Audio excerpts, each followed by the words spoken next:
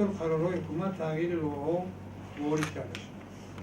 اطلاعات و تمام معلومات های یاید جلب سرمایه سعی کردیم با تشبث دستگیری به واسطه پرزیدنت مملکت یعنی کم نیست. اینا چیزی هستن که ایانت هست.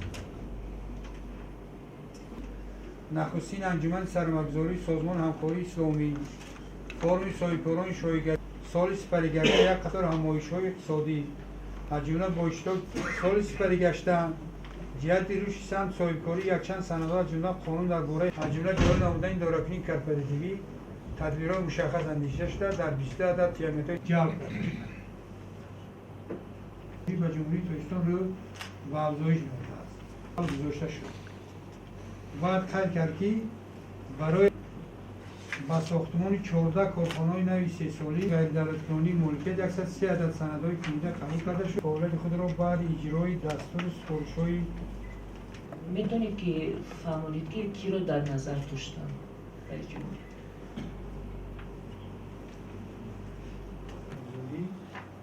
و اداره امور دولتی جمهوری تاجیکستان در سال 2000 همچنین سرداران شوربه و ریاست و زیرساختمان توجه گم پرسجویی رو تاجیکستان بیشتر است چون که شریکانش رشد واردات عمومی سرمایه‌گذاری خارجی در 9 سال گذشته 3.7 میلیارد سامانی را تشکیل داد که از آن 1.5 میلیارد سامانی سرمایه‌گذاری مستقیم بود.